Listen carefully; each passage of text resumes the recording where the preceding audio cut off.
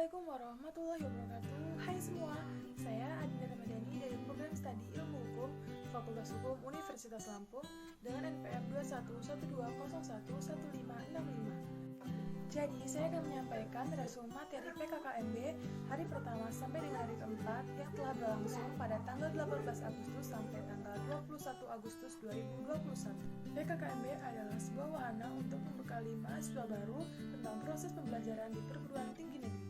Tujuan PKKMB adalah membimbing dan membina mahasiswa baru sesuai tata tertib dan norma Universitas Lampung, serta menumbuhkan minat dan bakat mahasiswa dalam bidang akademis maupun non-akademis.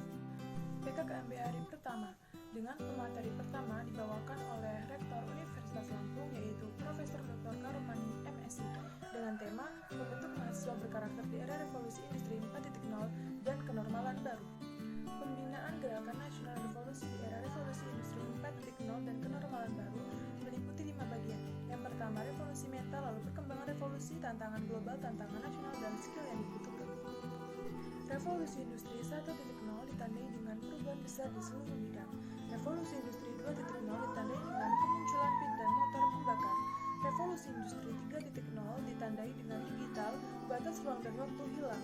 Revolusi industri 4.0 ditandai hadirnya disruptif teknologi perusahaan incumbent terancam. Revolusi industri 5.0 konsep masyarakatnya yang berpusat pada manusia dan berbasis teknologi. Pemateri kedua dibawakan oleh Bapak Brigjen TNI Jubail Levianto. Materinya adalah bela negara. Implementasi 5 dasar bela negara. Yang pertama, cinta tanah air. Yang kedua, setia kepada Pancasila. Yang ketiga, sadar berbangsa dan bernegara. Yang keempat, rela berkorban demi bangsa. Dan yang kelima, memiliki kemampuan awal bela negara dan negara. Ancaman dibagi menjadi 3, yaitu ancaman militer, dan ancaman hibrida. Macam-macam perang modern. Yang pertama, negara menggunakan pihak ketiga untuk berkelahi. Lalu yang kedua, kejahatan dunia maya. Dan yang ketiga, memanipulasi manusia untuk melakukan sesuatu dengan keinginan atau ideologi pelaku. Materi ketiga ialah intoleransi, radikalisme, terorisme. Yang pertama, gerakan terorisme di Indonesia mendapat respon PBB. Yang kedua, naiknya peringkat Indonesia menjadi 37 sebagai kelas medium negara terdampak teroris. Sumbernya dari Terorisme Index. Strategi pencegahan terorisme. Yang pertama adalah berkontribusi aktif dalam penguatan kinerja aparatur negara. Yang kedua, bekerja sama dengan Australia. Dan yang ketiga, mengkombinasikan hard and soft approach. PKKMB hari kedua. Materi pertama dibawakan oleh Profesor Dr. Asep Sukohar, SK MKes, dengan tema pengelolaan perguruan tinggi di era kenormalan baru. Jadi, Universitas Lampung memiliki beberapa cara untuk menyikapi COVID-19. Yang pertama adalah melakukan kuliah online atau daring, lalu yang kedua adalah melakukan vaksinasi untuk seluruh mahasiswa, dan yang ketiga adalah memindahkan vaskes BPJS Kesehatan, yang keempat adalah membentuk Satgas COVID, dan selanjutnya adalah menerapkan 5M. Yang pertama adalah mencuci tangan, memakai masker, menjaga jarak, menjauhi kerumunan, dan mengurangi mobilitas. Lanjut ke materi yang kedua, yang dibawakan oleh Profesor Dr. Heryandi SHMS dengan tema Sistem Pendidikan Tinggi dan Kebijakan Merdeka Belajar Kampus Merdeka. Pendidikan adalah usaha sadar dan terencana untuk mewujudkan suasana belajar dan proses pembelajaran yang aktif. Tujuannya adalah menyiapkan peserta didik menjadi anggota masyarakat yang berkemampuan akademik dan profesional, lalu mengembangkan dan memperluas ilmu pengetahuan. Bentuk pendidikan tinggi. Yang pertama adalah pendidikan tinggi terdiri atas pendidikan akademik dan pendidikan profesional. Yang kedua adalah bentuk institut pendidikan. Ada akademik, politeknik, sekolah tinggi, institut, dan universitas. Lanjut ke materi yang ketiga. Materi yang ketiga dibawakan oleh Bapak Profesor Dr. Yulianto MS dengan tema Etika dan Norma Kehidupan Mahasiswa di Kampus. Etika merupakan nilai-nilai dan norma moral yang menjadi pegangan bagi seseorang atau kelompok dalam mengatur tingkah lakunya.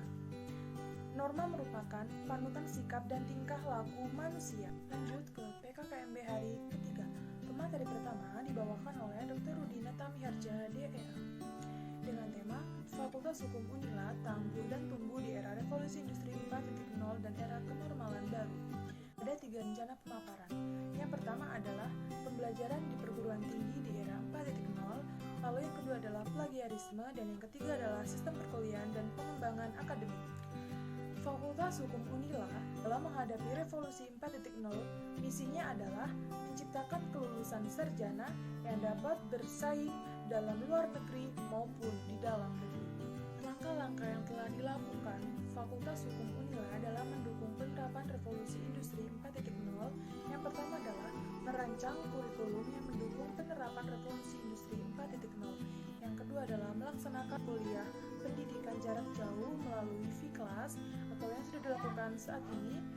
Yang ketiga adalah mengundang pengajar dari luar negeri.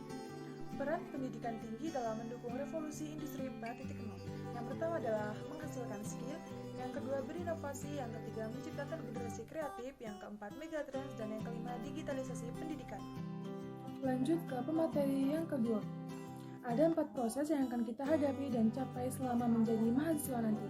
Yang pertama adalah mahasiswa baru, yang kedua adalah hard skill dan soft skill, yang ketiga adalah sarjana hukum, dan yang keempat adalah alumni. Hard skill adalah kemampuan dan prestasi akademik atau kuliah, sedangkan soft skill adalah kemampuan dan prestasi non-akademik atau kegiatan kemahasiswaan. Jika kalian ingin sukses di dunia kerja, maka jangan lupa kuasai 8 soft skill ini. Yang pertama ada keterampilan, yang kedua kepemimpinan, yang ketiga kemampuan bekerja dalam tim, yang keempat kemampuan memecahkan masalah, yang kelima teknik berpikir kreatif dan inovatif, yang keenam sikap mental positif, yang ketujuh manajemen waktu atau kalian harus dapat manajemen waktu, ruang lingkup bidang kemahasiswaan dan alumni. Yang pertama, seleksi dan pengelolaan program beasiswa bagi Fakultas Hukum. Yang kedua, pembinaan karir mahasiswa dan kewirausahaan mahasiswa Fakultas Hukum. Yang ketiga, pembinaan minat bakat mahasiswa lingkungan Fakultas Hukum. Yang keempat, pembinaan kegiatan kompetisi. Yang kelima, penghargaan bagi mahasiswa berprestasi. Oke, lanjut ke materi PKKMB hari keempat atau hari terakhir. Pemateri pertama dibawakan oleh Ibu Yulianeta SHMH. Ibu Yulianeta menjelaskan bahwa Fakultas Hukum Universitas Lampung memiliki 7 gedung, diantaranya ada Gedung A. Gedung A terdiri dari 2 lantai, lantai 1 digunakan sebagai ruang administrasi, ruang kuliah S3, dan auditorium Profesor Abdul Qadir Muhammad. Lantai kedua digunakan sebagai ruang dosen dan ruang administrasi bagian hukum pidana. Lalu Gedung B digunakan untuk ruang administrasi, ruang kuliah, dan ruang publikasi jurnal. Lalu ada Gedung C dibagi menjadi 2 lantai. Lantai pertama digunakan sebagai ruang akademik, ruang kemahasiswaan, ruang kepegawaian, dan laboratorium hukum. Lalu lantai kedua digunakan sebagai ruang pemimpin. Gedung D terbagi menjadi 2 lantai. Lantai 1 sebagai ruang kuliah, lantai 2 sebagai ruang dosen. Kemudian ada Gedung E. Gedung E terbagi menjadi 4 lantai. Lantai pertama digunakan untuk ruang guru besar dan administrasi hukum internasional. Lantai kedua adalah ruang baca, ruang dosen, ruang administrasi hukum tata negara. Lalu lantai 3 adalah ruang kuliah, dan lantai 4 adalah ruang aula dan ruang kuliah. Kemudian ada Gedung F. Gedung F terdapat 2 lantai. Lantai pertama digunakan sebagai ruang administrasi hukum, perdata, ruangan dosen, dan ruang kuliah. Lalu lantai kedua digunakan sebagai ruang magister hukum S2, ruangan dosen, dan ruangan kuliah. Selanjutnya ada Gedung G. Gedung G dibagi menjadi 3 lantai. Lantai pertama adalah kantin, lantai kedua adalah ruang sidang alumni, dan lantai ketiga adalah ruang UKM Fakultas Hukum. Hukum dibagi menjadi 5 bagian. Yang pertama adalah hukum pidana, lalu hukum perdata, lalu hukum administrasi negara, hukum tata negara, dan hukum internasional. Lanjut ke materi selanjutnya mengenai BEM. BEM atau disebut juga dengan Badan Eksekutif Mahasiswa merupakan lembaga eksekutif yang berada di lingkup Fakultas Hukum yang secara strukturalnya itu terdiri dari barisan intelektual muda, staf Badan Eksekutif Mahasiswa, dan beberapa presidium lainnya. Badan Eksekutif Mahasiswa juga bekerja sama dengan Dewan Perwakilan Mahasiswa dan menaungi beberapa unit kegiatan mahasiswa, fakultas, dan juga himpunan mahasiswa jurusan. Sekian materi resum PKKMB Universitas Lampung hari pertama sampai dengan hari terakhir. Terima kasih. Wassalamualaikum warahmatullahi wabarakatuh.